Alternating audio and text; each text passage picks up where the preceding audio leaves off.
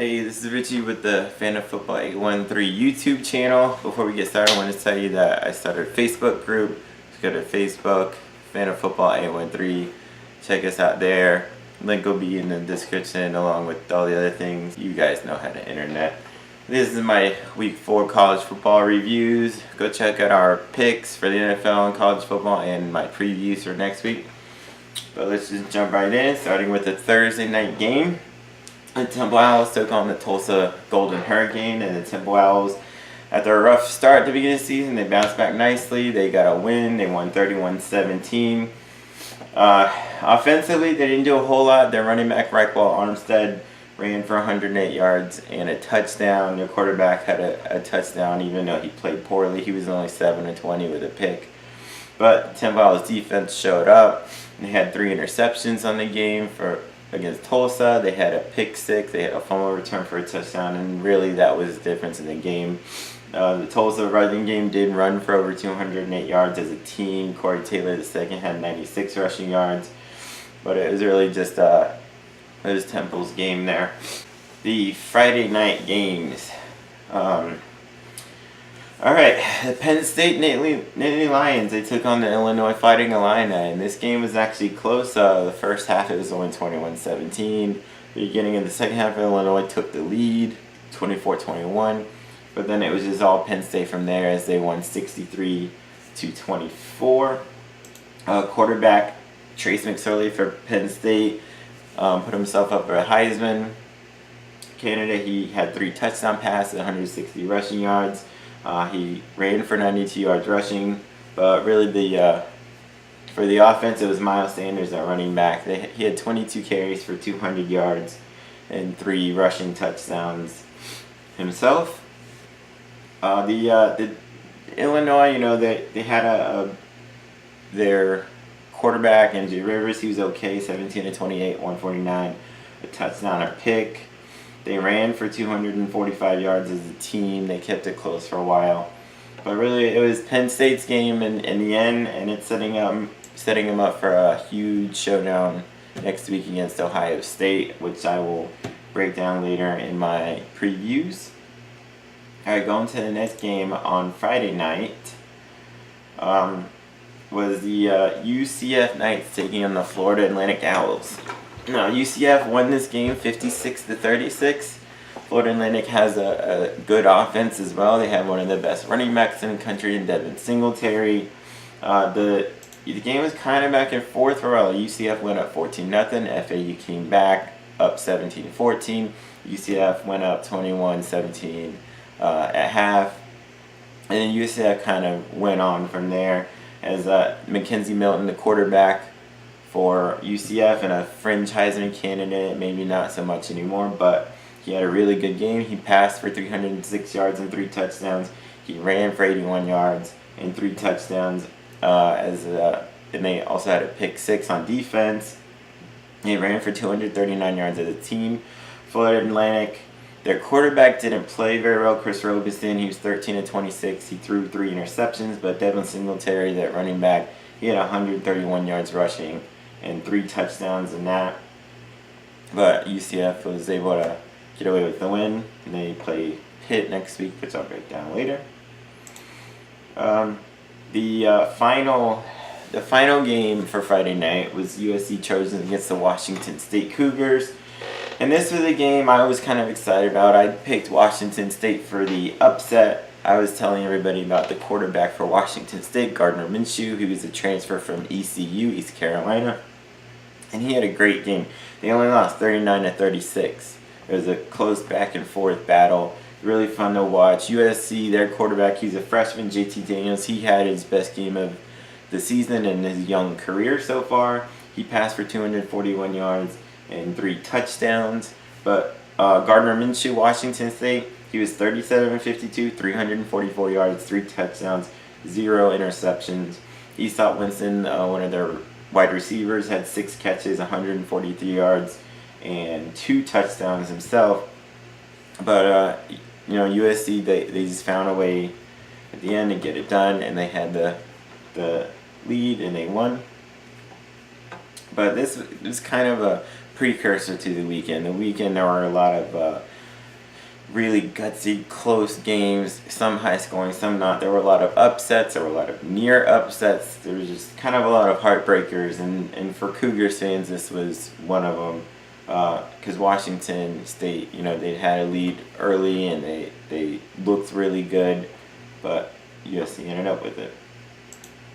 Alright, going into Saturday, the #1 Alabama Crimson Tide took on the Texas A&M Aggies, and for a little bit this was kind of close, and then Alabama does what they do, and they rolled with it 45-23. Their quarterback Tua Tagovailoa, he's up for the Heisman consideration for sure. He was 22 of 30, 387, 4 touchdowns, and ran for a touchdown himself. They didn't really do it running, which Alabama normally does, but because they only ran for 109 yards as a team, but they passed for 415 as a team. They put up 45 points. The quarterback for Texas A&M, Kellen Mond, he couldn't really pass much. He was 16 of 33, 196 a touchdown, but he threw 2 interceptions. He did run for 98 yards and a touchdown, and that's what kind of kept him in close early in the game. But it's just all Alabama from there. Going into the next game, alright, so this was Georgia Bulldogs. They took on the Missouri Tigers. I said this could be an upset, and Missouri just kind of shot themselves in the foot. Yeah, give Georgia credit for capitalizing on the situation. But Georgia's up 20-7 at halftime. One was a fumble return for a touchdown. One was a block punt return for a touchdown. And a field goal was an interception return to the 7-yard line of Missouri, and they couldn't go 7 yards. Like they got a field goal. In Missouri, whenever they weren't, shooting themselves in the foot and hurting themselves, they put up 29 points. So that fumble return and the block punt, that's 14 points. That's the difference in the game. Yeah, in the second half, Jake Fromm, the quarterback for Georgia, he did throw a few long touchdown passes. But really, to me, there's no way Georgia's making the playoffs this year. They'll lose like 2 or 3. Maybe they'll win the SEC East. Who knows? But they just did not look good. Jake Fromm, he was 13 of 23, 263 touchdowns and a pick. But like I said, that it's whatever. The running back Elijah Holyfield, who was Evander Holyfield's son, he had 90 yards rushing. Drew Lock, he didn't have a great day as a passer. 23 of 48, 221, 2 touchdowns and a pick. He did run. He did have a touchdown running. They had 4 rushing touchdowns and 172 yards rushing as an offense, which is something Georgia really needs to fix. Their run defense, if they want a chance, they got to fix it later on. Alright, going into the next game. Alright, the Clemson Tigers. They took on the Georgia Tech Yellow Jackets. They won 49-21. They have a bit of a quarterback controversy. Kelly Bryant, their normal starter, he was okay, but then the freshman guy, Trevor Lawrence, came in. He was 13 of 18, 176, 4 touchdowns and a pick. Their running game, Travis Etienne had 122 rushing yards and a touchdown. They ran for 248 as a team. Their defense played well enough. Georgia Tech has a tricky triple option running game to stop. They only had them at 146 rushing yards, which is about 200 yards, almost below what they were averaging. And Clemson has a interesting game next week against Syracuse, in my opinion anyway, and I'll break that down later in my previews. Alright, going on to the next game.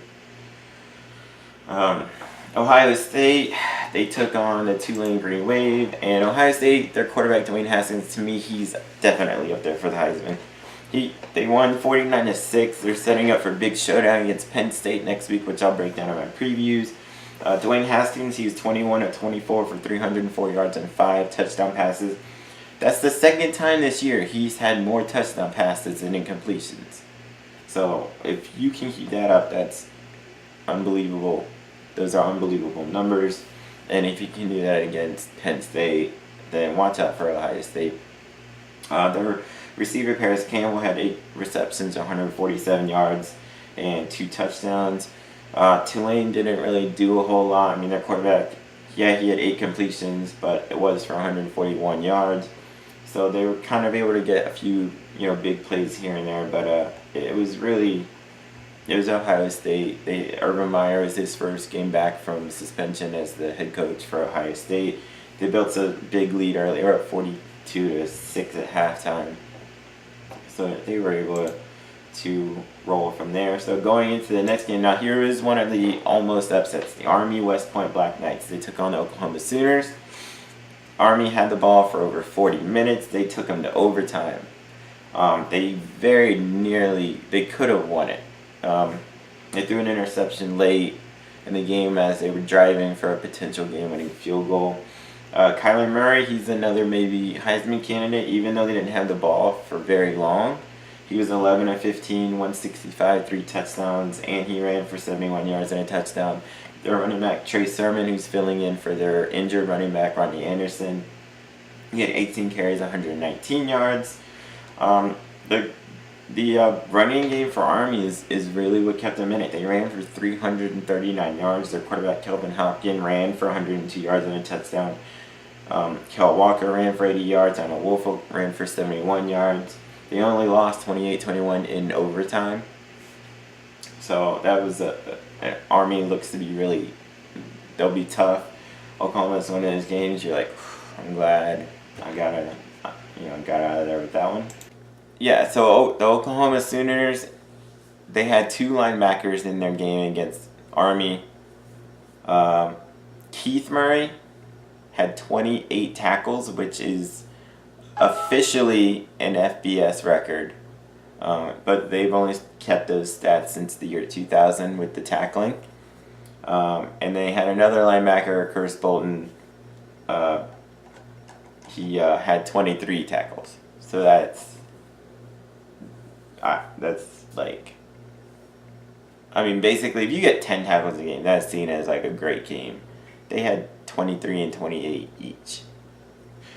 Alright, going into the next game, the LSU Tigers and the Louisiana Tech Bulldogs. Now, this seemed to be a theme of the day. There were a lot of games, and I mean a lot, that a team had a really large lead by like 20 or more and let the other team come back, and occasionally all the way back.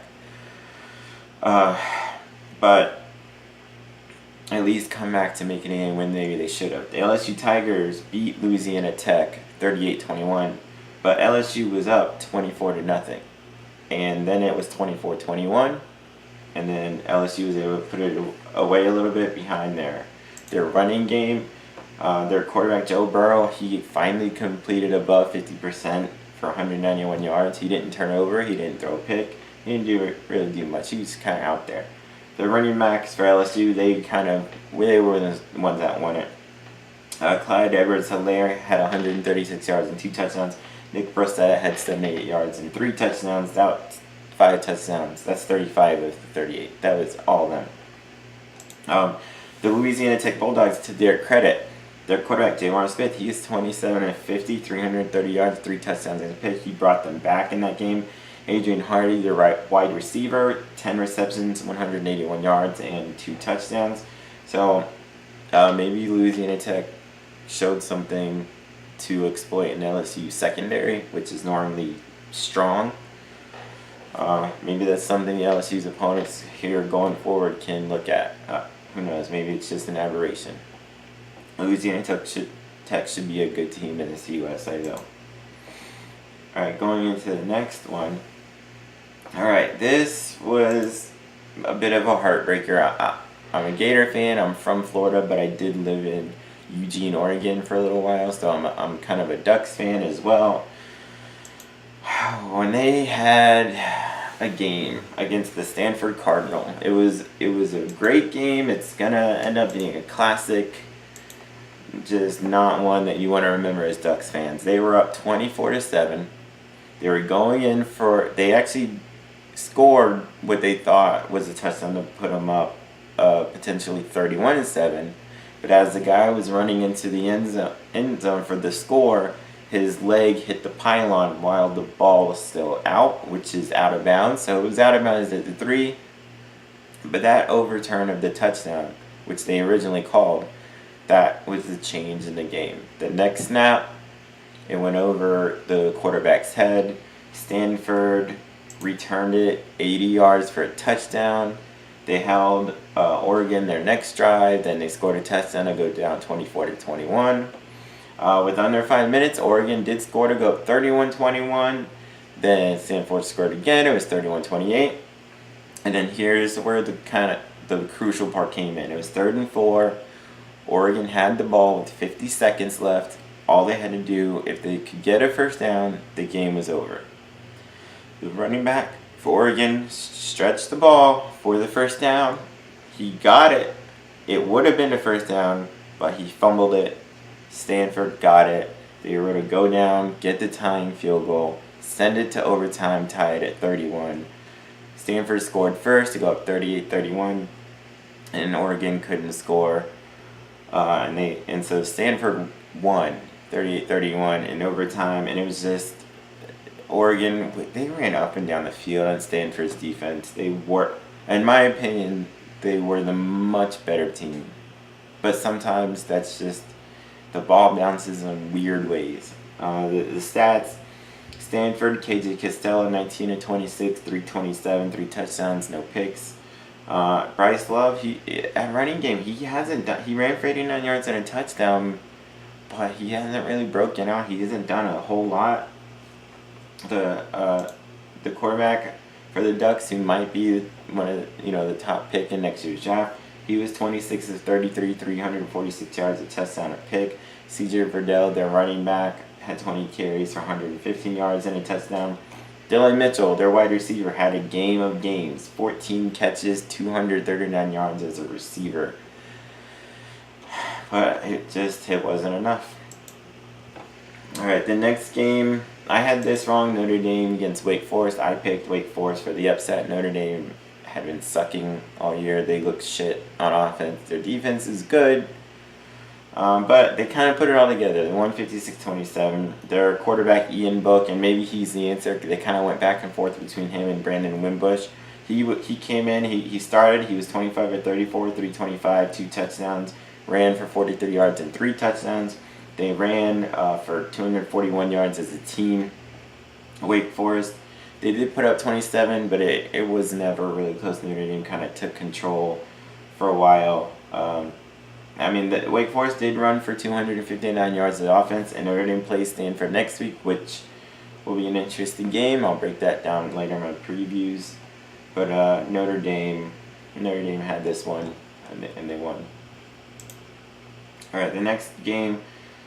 All right, so Arkansas against the Auburn Tigers. Auburn won 34-3. Arkansas has been terrible this year. They can't do anything.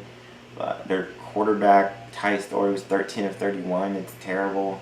Auburn, now they didn't play great offensively. They did put up 34, but there a lot of it there was special teams. They had 2 rushing touchdowns by their running back, but they had a 96-yard kick return for a touchdown, and they pretty much they blocked a punt early on that led to a really short scoring drive. So they pretty much won it with their special team defense, but they won. Alright, the next one, Washington Huskies take on the Arizona State Sun Devils.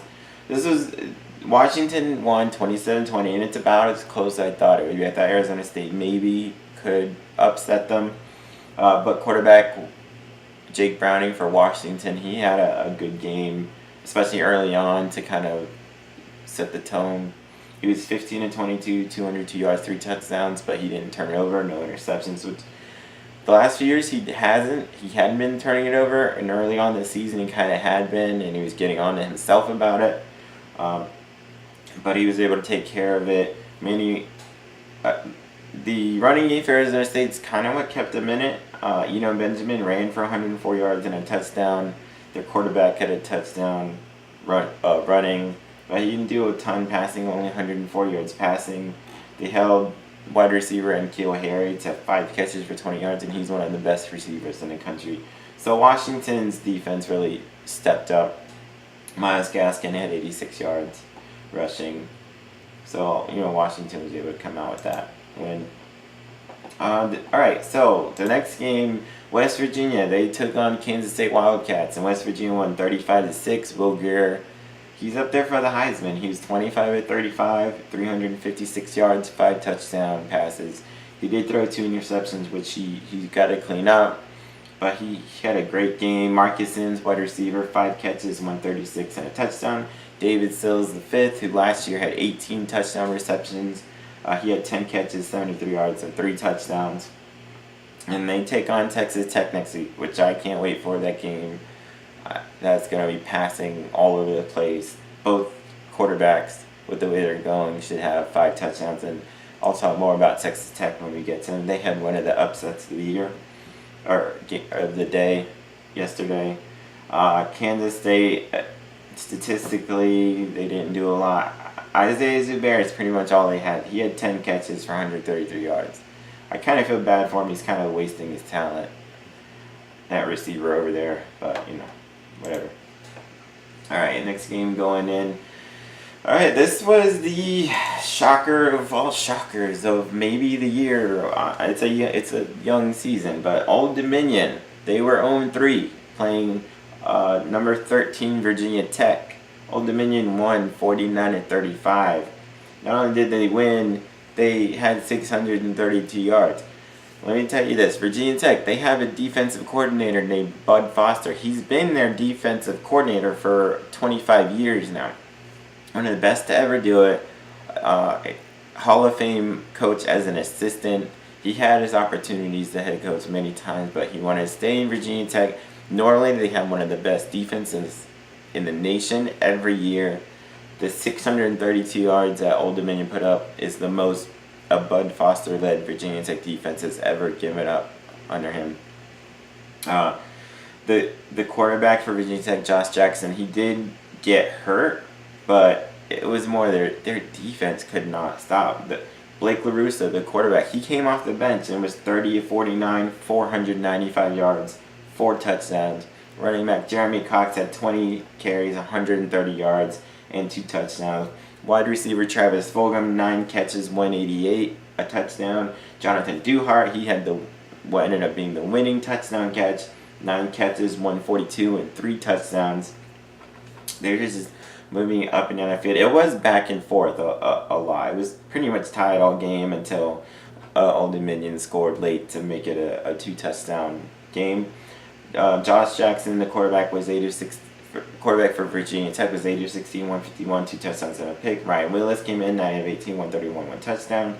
Stephen Peoples, 20 carries, 156, 2 touchdowns. They ran for 318 yards as an offense. Damon Hazelton had 5 catches, 154, and a touchdown. So neither defense played very well. I'm not just trying to harp on Virginia Tech, but it was one of the shockers of the day. Going in, Old Dominion, they said, had a 1.8% chance of winning. I guess that's enough. So you're saying there's a chance, and they took advantage of it. Alright, another big upset. Mississippi State was ranked, going in against Kentucky, who was not ranked, even though they were 3-0. Kentucky beat them 28-7. It was 7-7 at halftime, and then they just went on. The running back for Kentucky, Benny Snell Jr., he had 25 carries, 165 yards, and 4 touchdowns. That was all they needed. The 4 touchdowns, that's 28 points. Their defense held down Nick Fitzgerald in Mississippi State. He was 16 of 32 passing. He only ran for 20 yards. He had their only touchdown. They held him down to 56 rushing yards and 145 total yards. They held him down really well. Their defense played great.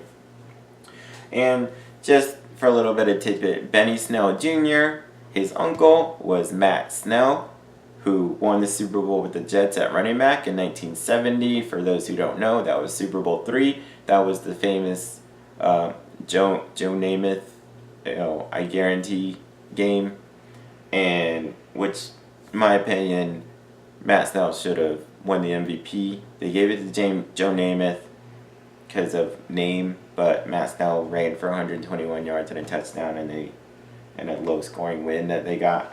It was like 16-6. So anyway, went off a little bit there, but Kentucky got that win, and they're ranked now. All right, so another upset. Texas Tech Red Raiders went in against a ranked Oklahoma State team. Texas Tech was unranked. They had a true freshman quarterback. The other team was ranked, coming off a big win against Boise State. They had a senior. Texas Tech won 41-17. Alan Bowman, true freshman, 35 of 46, 397 yards, 2 touchdowns, 2 picks. Their running game, which Texas Tech doesn't usually run, but DeMarcus Felton, running back, ran for 121 and 2 touchdowns. They have a big game against West Virginia. Alan Bowman, last week he passed for 605. Now he's got 397. Look for 400 or 500 yards against West Virginia in that game. Their defense played really well. Taylor Cornelius, the quarterback for Oklahoma State, he was less than 50% passing, 18 of 38, 258, 1 touchdown, 1 pick. Their running back Justice Hill had a good game, 12 carries and 111 and a touchdown. Their wide receiver Tylan Wallace had 7 catches, 123 yards, but Texas Tech actually played an all-around really good game, offense and defense, pulling down the Oklahoma State offense there. All right, another upset. TCU was ranked, Texas was not. Texas won 31-16. Quarterback Sam Ehlinger was 22-32, 255, 2 touchdowns and no picks. Colin Johnson, 7 catches, 124 and a touchdown. Their defense played obviously well. TCU normally has a pretty good offense and held them to 16 points. They held them down to Sean Robinson, the quarterback for TCU, was 17-29, 197, a touchdown, 2 picks. It was kind of back and forth early on, but Texas showed that they're an okay team. They're better than they were last year. It's still so hard to tell. I don't know who's good, and especially in the Big 12. I can say Oklahoma, I think, is good. Otherwise, we don't know. But you know what? Texas is 3-1. All right, this was a near upset. Wisconsin, it's a kind of a slugfest. Wisconsin took on the Iowa Hawkeyes in Iowa. Iowa last year killed Ohio State 55-24. 2 years ago, they upset Michigan. So playing in Iowa is usually a hard game. And that's kind of how this came out. Iowa was up 17-14 with under a minute left in the game. Wisconsin got a touchdown to go up 21-17. Iowa got the ball back. They ended up throwing an interception, and then with about 22 seconds left, Wisconsin, they had a 33-yard touchdown run to just kind of cement the win. So they won 28-17, but really it was back and forth most of the game. Quarterback was Alex Hornibrook for Wisconsin. It was 17-22, 205, 3 touchdowns and 0 picks. They needed all that. Kind of the difference. He didn't throw an interception. And the quarterback for Iowa, Nate Stanley, threw for 256, 2 touchdowns, and he did throw the interception. So that turnover is key, and that was it. Running back Jonathan Taylor, he's up for the Heisman. He had 25 carries for 113 yards himself. Iowa, T.J. Hawkinson had 3 catches, 125. Their tight end, Noah Fant, I think I brought him up last year. He's Iowa's touchdown leader for tight ends. He had 2 more. He had 3 catches, 29 yards, but 2 went for touchdown. But Wisconsin was able to come out with that win there. So the next game is Nebraska at Michigan. Michigan killed them. It was 56-10. It was 39-0 at halftime. Nebraska just doesn't look good. Granted, they played 3 good teams, but they're not even I don't know. They just don't look good. But let's focus on the positive. Shea Patterson, 15-22, 120 and a touchdown. Kron Higdon had 12 carries, 136 yards and a touchdown. Donovan Peoples-Jones had a freaking awesome punt return for a touchdown. Michigan played well in offense, defense, and special teams. It's kind of a cliche, but they had 4 rushing touchdowns, they passed for 2, and they had a special teams touchdown, and they held Nebraska to 10 points and barely 130 something yards of offense. There's not much I can say for Nebraska. Okay, they had a guy, Mohamed Berry, 11 catches and a sack and 3 tackles for loss. They need all their guys to do that, and then they got a shot. All right, kind of a ho-hum win here. Miami Hurricanes beat the Florida International Golden Panthers 31-17. Miami went up 24-0. Actually, they were up 31-0. Kind of coasted. Now, the kind of interesting thing with this game is their quarterback, Malik Rosier, in the 3rd possession, they decided to go to the backup and Cozy Perry, and he played the rest of the game. He was 17-25, 224, 3 touchdowns. Their running back, Travis Homer, ran for 114 and a touchdown. So there might be a bit of a quarterback controversy there to see who starts going forward, Perry or Rosier. For Florida National, they scored 17 in the 4th quarter when the game was kind of over. Their quarterback, James Morgan, who's a transfer from Bowling Green, he was 12-24, 168, and 2 touchdowns. Their wide receiver, C.J. Wharton, 5 receptions, 123, and 2 touchdowns himself. C.J. Wharton is actually he's the brother of former UCF Knight receiver Wharton. But Miami came up with that, and they have a Thursday night game coming up. I'll preview that later. Alright, Purdue took on a ranked Boston College team, and Purdue beat a ranked team. Boston College just snuck in, and Purdue beat them 30-13. Purdue's defense played really well. They got 4 interceptions on Boston College. Boston College, their quarterback, Anthony Brown, was 13-27, 4 picks. A.J. Dillon, the running back, who I've been telling for Boston College, he only ran for 59 yards. So Purdue's defense played a great game. Their offense, David Blau, what's the name? That name again is David Blau. It is 21-28, 296, 3 touchdowns, and 0 picks. Anybody who's a Simpsons fan should know what I just did right there. Rondell Moore, he's a freshman wide receiver for Purdue, 8 catches, 110, 2 touchdowns. So their offense did just enough. Their defense had 4 sacks. Boston College did have 5 sacks of their own, but they committed way too many turnovers, 4 interceptions too high. So Purdue got the win there. Alright, so the next one, Michigan State Spartans took on the Indiana Hoosiers. Michigan State won 35-21, but this was kind of close. Michigan State took a big lead and let Indiana come back.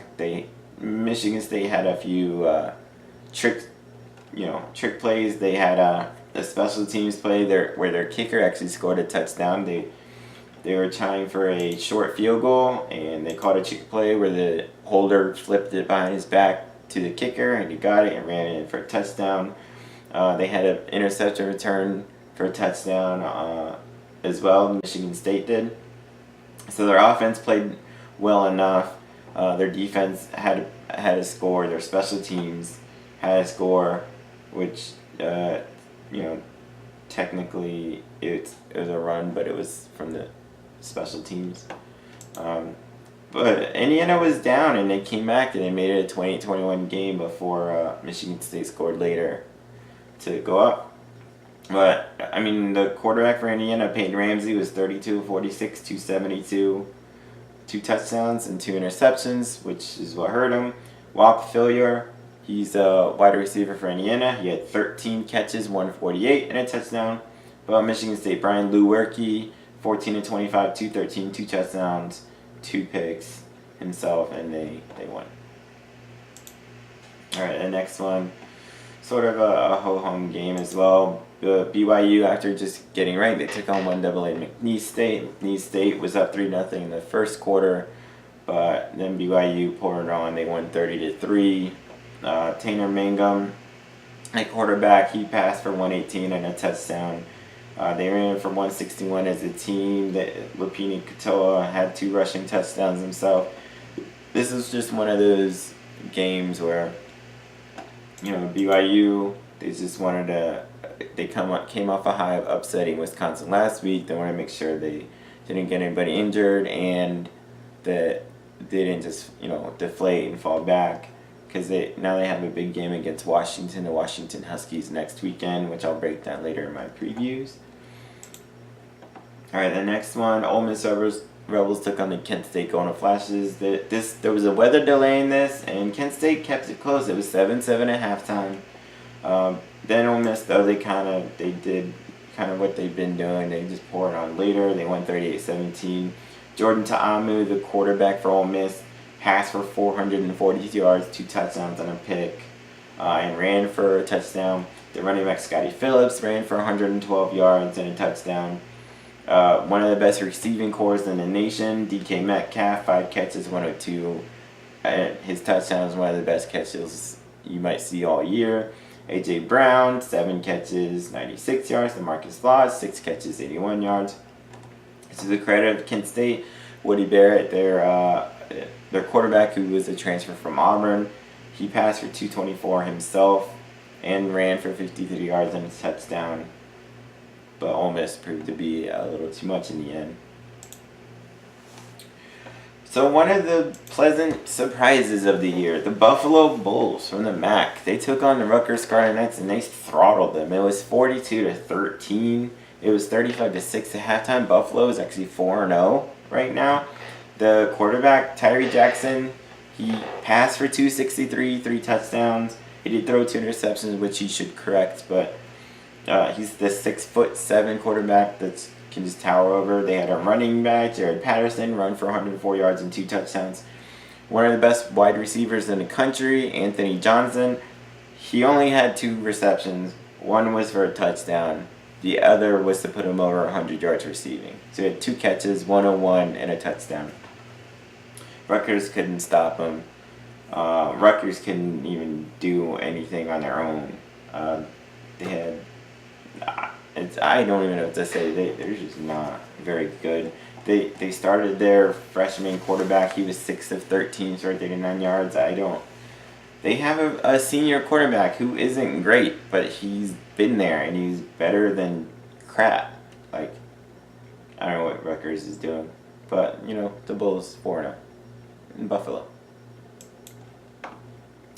Alright, I got this one wrong. Minnesota took on Maryland. I thought Minnesota would win. Maryland killed them 42-13. They ran for 315 yards. Ty Johnson, 11 carries, 123 and a touchdown. Anthony McFarland, 6 carries, 112 and 2 touchdowns. Ty Johnson averaged 11.2 yards per carry. McFarland averaged 18.7 yards per carry. Whatever. Kasim Hill, 10 of 14, 117 and a touchdown. He threw a 54-yard touchdown pass. They just kind of did what they wanted. Minnesota, they were held to below 50% passing. Just wasn't their day. Maryland came out with that one. Maryland did have a pick 6 as well, so they even scored, on defense. Alright, so in kind of a close one, Iowa State from the Big 12 took on Akron for MAC, and Iowa State only won 26-13. Their quarterback, Zeb Nolan, what a name, Zeb, right? 26-34, 233, touchdown and pick. The running back, David Montgomery, ran for 107 yards and a touchdown. I'll even call out their kicker, Connor Asale. He was 4-4 in field goals. Both defenses kind of played well. They kept it close. Cato Nelson for Akron. He passed for 153 and a touchdown. He ran for 56 yards and a touchdown. Iowa State just kind of was happy to get their first win of the year with this one. All right, another one of these games where a team had a huge lead, and this one it cost them. Ohio Bobcats, they took on the Cincinnati Bearcats, and Ohio had a 24-7 lead. Cincinnati came all the way back behind quarterback Desmond Ridder to win 34-30. And Ohio even had the ball at the 1 yard line of Cincinnati, and Cincinnati stuffed them to win. The quarterback, Desmond Ridder, he was 19 of 29, 274, 2 touchdowns on pick. He ran for 28 yards and a touchdown. The running back, Michael Won II, ran for 124 yards and 2 touchdowns. Their freshman wide receiver, Rashad Medeiros, had 3 catches, 104, and a touchdown. Ohio, Nathan Work, their quarterback, he threw for 178 yards, a touchdown, ran for 96 yards and a touchdown. Cameron Odom, 5 catches, 114. They had to win, basically. At least they had a huge lead. I don't know what it is with I don't know if it's just a trend now. The games yesterday, maybe there's a conspiracy that there should be less blowouts, so that eyes stay glued to the TV. Like and we'll get to all the games later where teams just gave up a bunch of points. But Cincinnati, they're 4-0. They had 4 wins all last year. They're already 4-0. So kudos to them.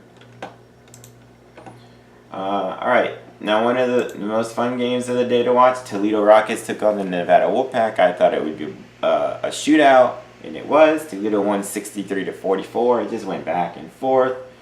Let's just go stats. Mitchell Guadani, 211, passing, 4 touchdown passes, and he ran for 131 yards and 2 touchdowns. The trio of receivers that I called out Toledo, one of the best wide receiving cores in the nation.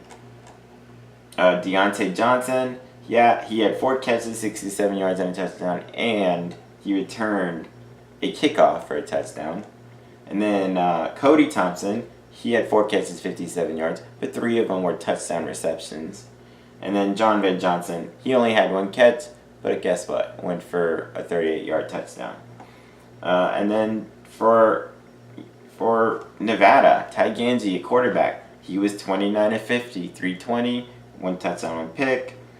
He added a rushing touchdown. The running back Toa Tawa had 15 carries, 170, and 3 touchdowns from Nevada. Caleb Fossum, all he did was catch everything, 14 catches, 150 yards himself. It was just one of those track meets. One of the reasons why I love watching college football, just back and forth. So that was a fun one to watch there. All right, another really good game. Navy took on the Southern Methodist Mustangs, and this was back and forth. Southern Methodist had a lead, 23-16. In fact, they were about to go up 24-14. They'd scored a touchdown and it was 23-14. Then Navy blocked the extra point and brought it back for 2, which made it a 1 touchdown game, 23-16. Navy scores late to tie it at 23. They go to overtime. In overtime, Navy scores to go up 30-23 first. So then SMU gets the ball. SMU scores. And instead of kicking the extra point to tie it, they decide to go for the 2-point conversion on a bit of a misdirection play. They decide to go for the 2-point conversion and the win. This is gutsy because if they didn't get it, they would lose. They got it. They won 31-30 in overtime. Quarterback Ben Hicks, he's more the senior guy. He came in.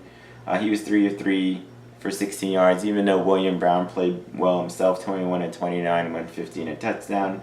Braden West had 26 carries for 145 yards himself. Then Navy, they ran for 349 yards, which is what they do. It was just a really fun game back and forth, but SMU came out with a really gutsy win in that one to get their first win of the season. All right, so this one, Pittsburgh and North Carolina. This was a shootout that I did not see coming. North Carolina had been sucking all year, especially just sucking. And their offense didn't show they could do it, but North Carolina won this game 38-35. Nathan Elliott, the quarterback for North Carolina, 22 of 31, 313, 2 touchdowns, 0 picks. Antonio Williams at running back, 16 carries, 114, and 2 touchdowns. Daz Newsome, their wide receiver, 6 catches, 110. Kenny Pickett, the quarterback for Pitt, passed for 174 and 2 touchdowns. They ran for 228 yards as a team in a game that went back and forth. In North Carolina, they take on Miami this Thursday, and I'll break that down in my previews. Alright, so Louisville, they took on the Virginia Cavaliers. Virginia won 27-3. Louisville sucks. They don't have they had 2 quarterbacks, both combined 16 of 28, 148, and they threw 2 interceptions. They ran for 66 yards as a team. Virginia, their defense played well. Their offense played fine. Bryce Perkins, he threw for 197 and 2 touchdowns and ran for 78 yards and a touchdown. And that was pretty much all they needed against Louisville. I don't know what's up with Louisville. They just aren't very good. Alright, Western Michigan took on the Georgia State Panthers. Western Michigan, they won 34-15. I'm going to start with Georgia State because I have a lot to say about Western Michigan. I want to call them out a little, or shout them out, not call them out. Georgia State, their quarterback Dan Ellington threw for 285, ran for 35 yards, and he had 2 rushing touchdowns. Penny Hart, one of the better receivers in the Sun Belt, 5 catches, 91 yards. But Western Michigan, John Wasink, 20-25, 234, 3 touchdowns and no picks. It was a really good game. Their running game, they ran for 294 yards as a team. Jamari Bogan had 15 carries for 126 and a touchdown. Levante Bellamy had 21 carries for 121 yards and a touchdown. Now, this is what I want to go back to and to kind of shout out a little bit with Western Michigan. So a few years ago, 2015 I believe it was, I'm looking them up. Alright, so 2014, let's go in the way back machine. 2014, Western Michigan, they had a running back named Jarvion Franklin. Okay, he was one of the best running backs in the nation.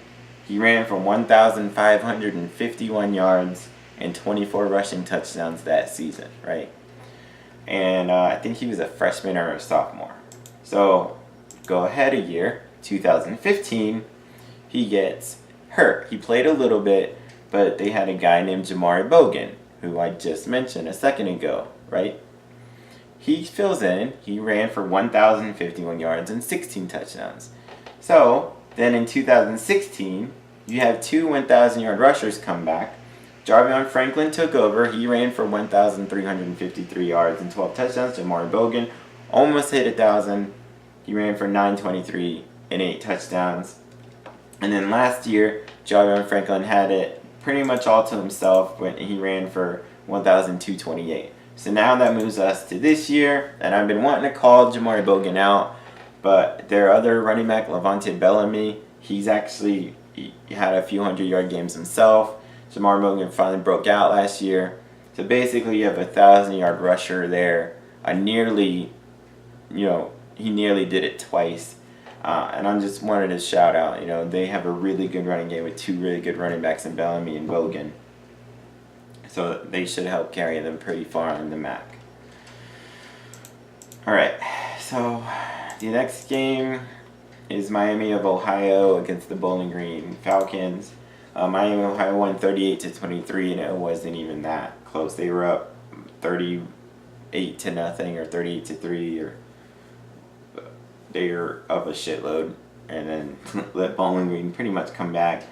Gus Ragland, the quarterback for Miami of Ohio, was 10 of 15, 119.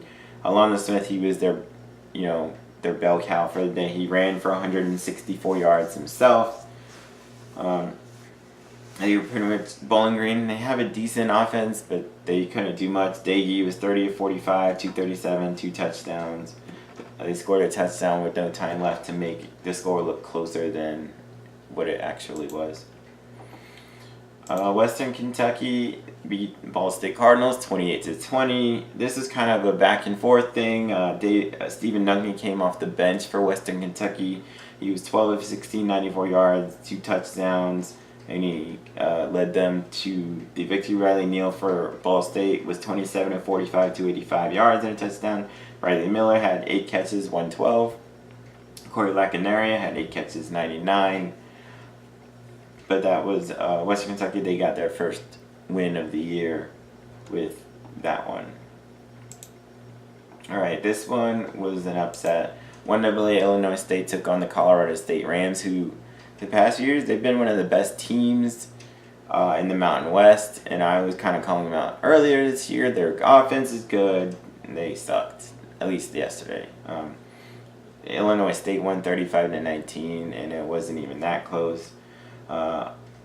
Their quarterback, Brady Davis for Illinois State, he passed for 271, 2 touchdowns. Their running back, James Robinson, ran for 184 yards and 2 touchdowns. Their wide receiver, Andrew Edgar, 5 catches, 111. Colorado State, their quarterback, they had 2 guys. KJ Carter-Samuel had 2 touchdown passes and a pick. Colin Hill had a touchdown and a pick. Olubisi Johnson, he was kind of it. He had 7 catches, 107, and a touchdown. But the 19 points he scored later in the game when it was kind of already out of reach. All right, the Central Michigan Chippewas took on 1AA Maine, and Central Michigan, after kind of stuck in the first few games behind their quarterback, they started Tommy Lazzaro instead of Tony Poljan, and he led them. He didn't have great stats.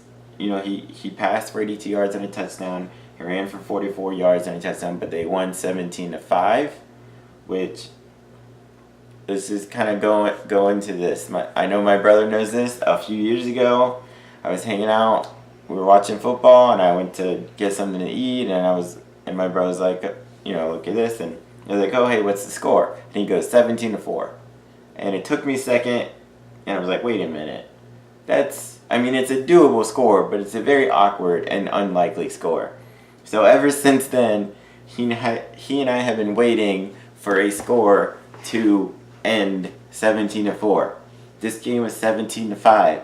It was very close to that. We're still waiting for this wonderful 17-4 score. I don't know when or if it'll ever happen, but damn you, Central Michigan. All right, going on to Appalachian State against 1AA Gardner-Webb. This Appalachian State 72-7. Their quarterback passed for 185 and a touchdown. Their backup was 7 of 7 for 68 yards and a touchdown. They had 2 guys go over 100 yards rushing. DeAndre Hicks 150 and a touchdown. Jalen Moore 119 and a touchdown. Their wide receiver Dominique Keith had 111 yards and 2 receiving touchdowns. They had 6 rushing touchdowns. They had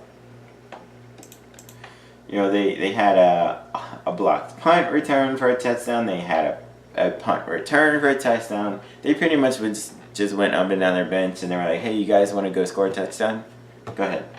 I'll let you. Just go. There wasn't much to say about that. One of the best teams in the Sun Belt, though. So watch out for them. UMass took on Charlotte. The Charlotte 49ers. UMass won 49-31. It wasn't really that close. It kind of UMass was up 28-0 at the first quarter, and then Charlotte was able to come back a little, but the game was pretty much over before it began. The Charlotte, they got a really good freshman quarterback in Chris Reynolds. He threw for 283 and 3 touchdowns. They had a wide receiver, Victor Tucker, had 8 catches for 130. UMass finally got their passing game going. They've had a pretty decent offense the last few years, especially in passing. They started another quarterback, Michael Curtis. He threw for 189 and 2 touchdowns. They had 4 rushing touchdowns as a team. Andy Isabella, keep an eye on him. He's sort of a Wes Welker kind of type. He should be a good slot, maybe a good outside receiver in the NFL. He had 6 catches, 85 yards, and a touchdown. And UMass got that win there. All right, the Duke Blue Devils took on 1AA North Carolina Central. Duke started their 4-0. They take on Virginia Tech next week. They put up 55 points and won 55-13. Their backup quarterback Quentin Harris, 202 passing yards, 3 touchdowns. Burton Brown, a running back, ran for 118 and a touchdown. They ran for 372 yards as a team. Their defense held North Carolina Central down. They pretty much just kind of did what they wanted in that. They had a fumble return for a touchdown as well. Alright, the next game, the Florida State Seminoles took on the Northern Illinois Huskies. Florida State won 37-19, kind of a ho-hum victory. DeAndre Francois had the best game of the year for him. 352 passing, 2 touchdowns and a pick. Their defense played well enough. They held the quarterback for Northern Illinois under 50%. They held Northern Illinois to only 6 yards rushing. But wide receiver DJ Brown for Northern Illinois did have 7 catches for 117 and a touchdown. But Florida State was able to they pretty much handled that game. The Baylor Bears took on the Kansas Jayhawks. The Baylor Bears won 26-7. Quarterback Charlie Brewer threw for 221 yards and 3 touchdowns. Kansas couldn't really do a whole lot. Baylor's defense played fine. Their offense played fine. They had 4 sacks of the defense. Baylor did, but they're 3-1, which they'd won only 1 game all of last season. So, nice win for them. Alright, this one I got wrong. I picked Oregon State to beat Arizona. Arizona won 35-14, which honestly their defense played great. Oregon State was averaging 38 points a game going into this game, and 31 of it was against Ohio State. So that's partially why I picked it. And Khalil Tate, he done well in the week before passing, but he couldn't do really a whole lot rushing. Well, he still didn't do a whole lot rushing himself, but their team did. They ran for 442 yards as a team. J.J. Taylor, running back for Arizona, went off. 284 rushing yards, 2 touchdowns. Gary Brightwell had 113 yards and a touchdown. Khalil Tate did have 2 touchdown passes. Their offense, they scored enough. They put up 35, which is fine. Their defense really played well. Connor Blunt, Oregon State quarterback, he was 17 of 24, 137, 2 touchdowns and no picks, but they couldn't really get a whole lot going. So, Arizona's team overall played really well for that win. Alright, the South Carolina Gamecocks took on the Vanderbilt Commodores, and this game kind of went back and forth for a while. It was 17-14, and pretty much the second half, South Carolina poured it on. Jake Bentley, quarterback for South Carolina, threw for 261 and a touchdown. Rico Dowdle ran for 112 and a touchdown. Shai Smith had 5 catches, 119 and a touchdown. Vanderbilt, their quarterback, he was 18 of 38. It's not very good. 180, touchdown and pick. They ran for only 92 yards as a team. They couldn't really do a whole lot offensively and couldn't stop South Carolina later on when they were trying to make a comeback. So South Carolina took that to them. UConn took on Syracuse in a game that I thought maybe could be a shootout if the quarterback for UConn played well, David Pindle. And he didn't play bad, but Syracuse, they were up 24-7 in the fourth quarter. Syracuse won 51-21. Quarterback Eric Dungy was 21 of 27, 286, 2 touchdowns, ran for 77 yards and 3 rushing touchdowns. Mo Neal, running back for Cuse, ran for 160 yards. I do want to call out Sean Riley. Shout him out. He had 290 all-purpose yards. Let's break that down a little bit. What does that mean? This is what it means. He had a carry for 11 yards. He had 6 catches for 120 yards and a touchdown. He had 2 kick returns for 49 yards. And he had 3 punt returns for 110 yards, one of which he took back 69 yards for a touchdown. So he had 2 total touchdowns and 290 all-purpose yards. Syracuse, their defense, they had 6 sacks. The quarterback for UConn, David Pindle, he passed for 151 and a touchdown. He did run for 76 yards and a touchdown, but 75 yards of that was on one play. Now it shows you what he can do, but it also shows you UConn should be doing more. But in Syracuse, they're 4-0. They have a really interesting game next week against Clemson. Syracuse upset them last year. I think Clemson will be upset about that. I will break that down later in my previews. Let's finish this off. North Texas took on Liberty. Wasn't even close. North Texas went to 4-0. They won 47-7. Their quarterback Mace Fine, 185, 2 touchdowns. Lauren Easley, their running back, ran for 177 and 2 touchdowns. They ran for 346 yards as a team. They had 5 rushing touchdowns. Liberty, which has a pretty good offense, couldn't do much. Their quarterback, Stephen Calvert, for Liberty, he was 16 of 39, 222, touchdown pick. That's not going to get it done. North Texas they have a big game next week against Louisiana Tech, which I will break down as well later. Rice Owls took on Southern Miss. Southern Miss won 40-22. They have a really good passing quarterback, Jack Abraham, 428, 4 touchdowns and a pick. Rice wasn't really able to do a lot. Sean Stankovic was 13-26, 125, 2 touchdowns, 2 picks. But it's pretty much Southern Miss. They were up by a bit later, early on in all game really. So they got a win there. Texas State and UTSA. It started off not good for Texas State. Basically, the third play of the game, Willie Jones III, who's the quarterback for Texas State, he fumbled it. UTSA returns it for a touchdown. UTSA ends up winning the game 25-21.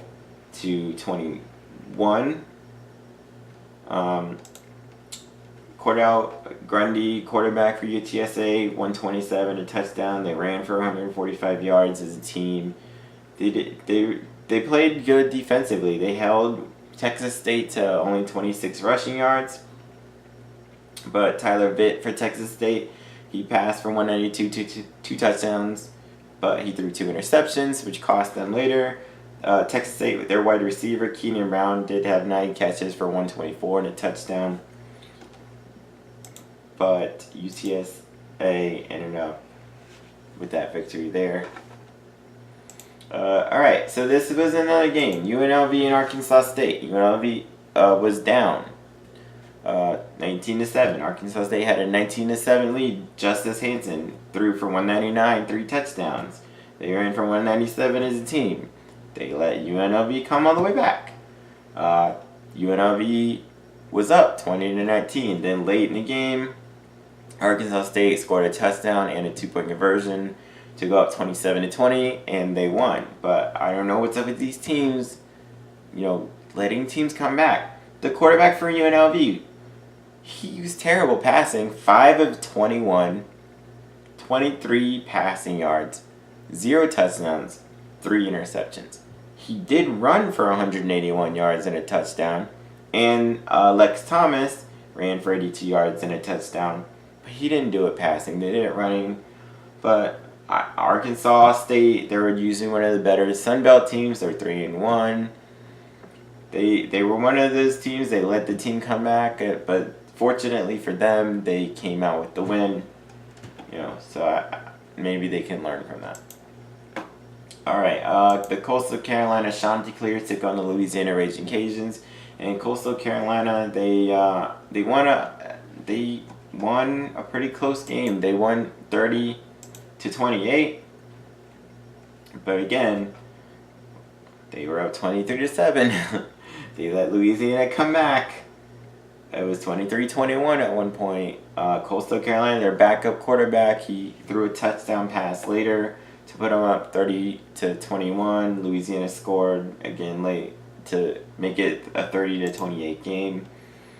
And Coastal Carolina was able to escape, but again, another big lead. They're just giving them up.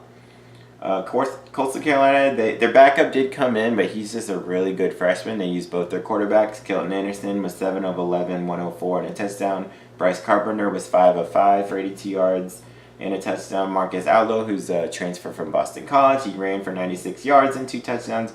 They ran for 311 yards as a team.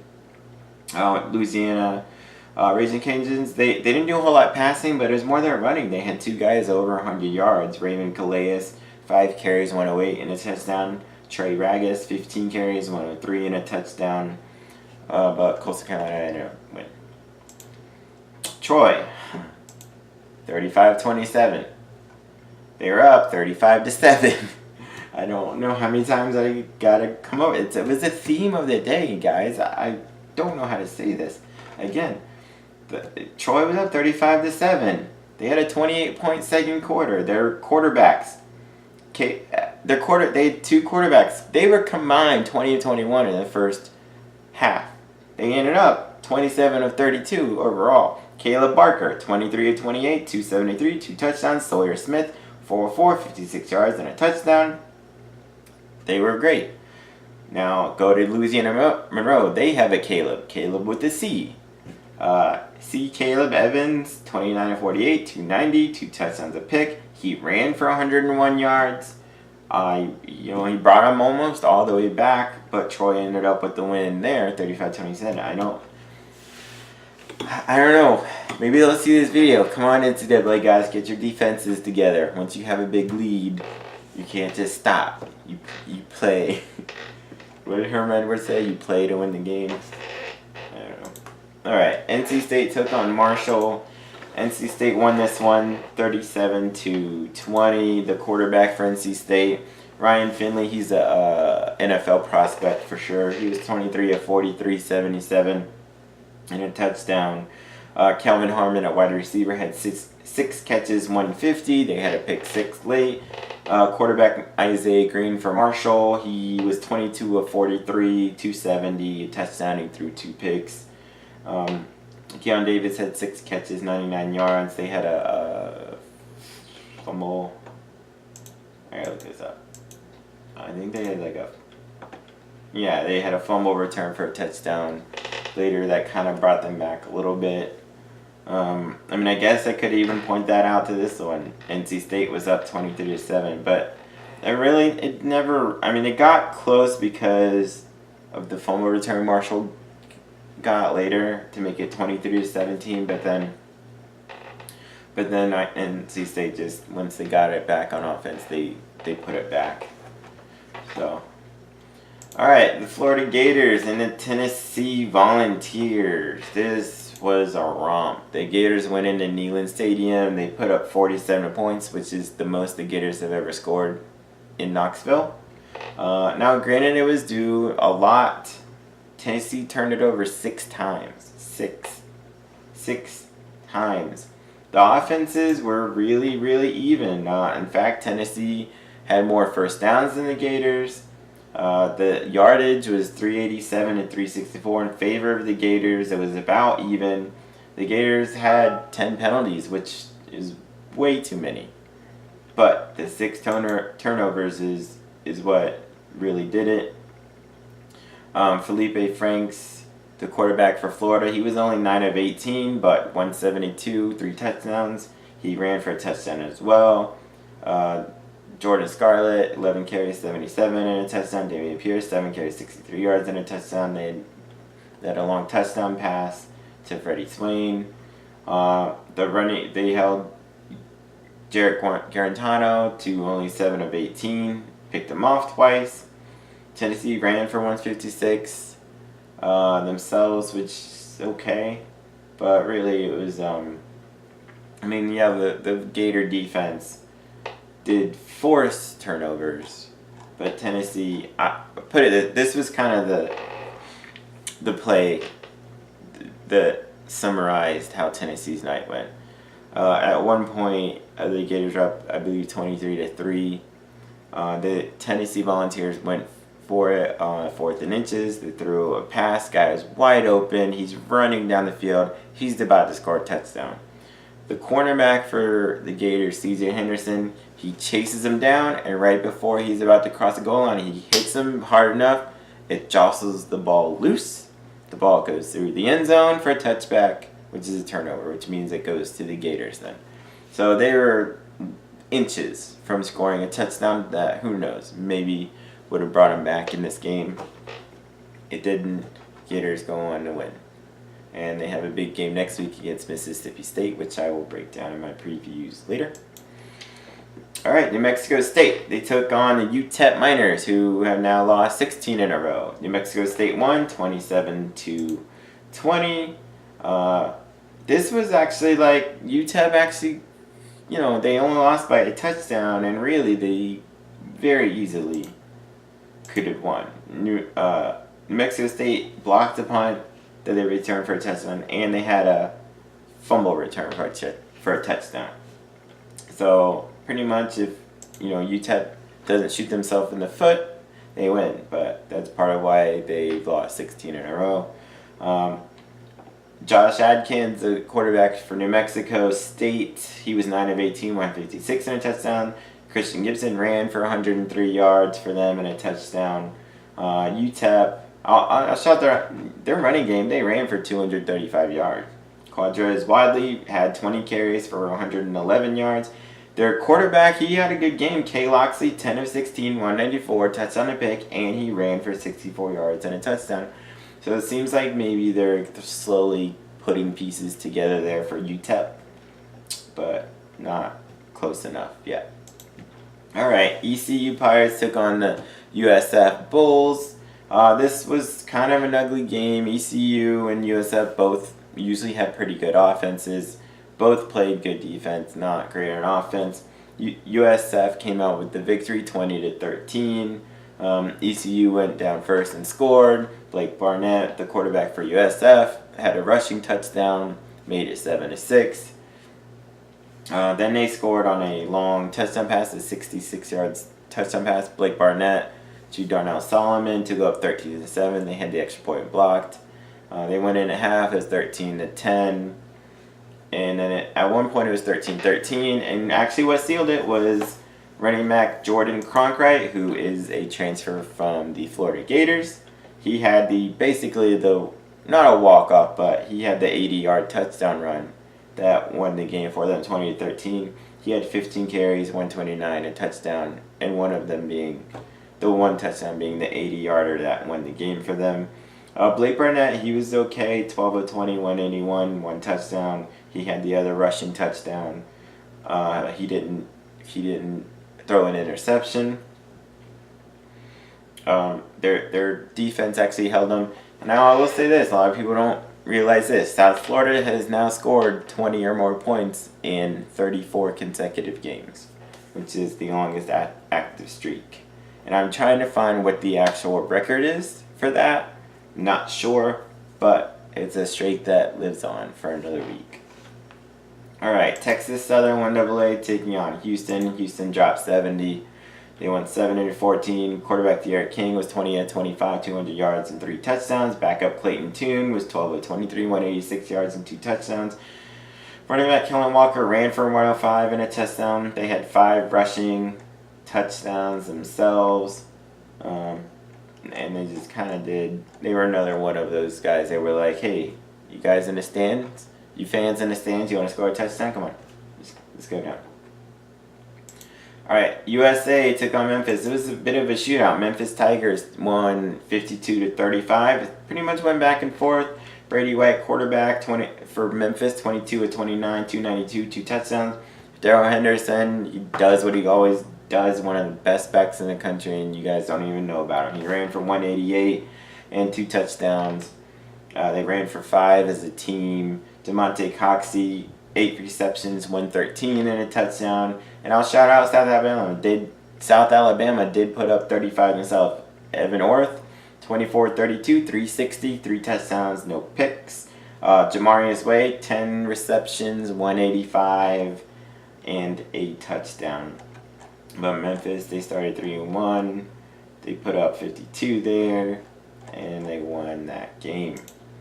All right, Air Force Falcons took on Utah State, and another shootout. Utah State Aggies won 42-32. They had the ball for 16 minutes. Part of it was because Air Force does a triple option where they keep it. Part of it is Utah State just they run an up-tempo offense. Jordan Love, quarterback for Utah State, 26 of 38, 356, 2 touchdowns. Ronquavian Tarver was his target at receiver, 9 catches, 128. They had a running back, Gerald Bright, go for 101 yards on 11 carries for 2 touchdowns. Utah State, they had a pretty decent lead. They were up 35-14, I think. They kind of let Air Force come back. It was 35-32, and then Utah State scored later to kind of steal it. But again, they gave up a big lead.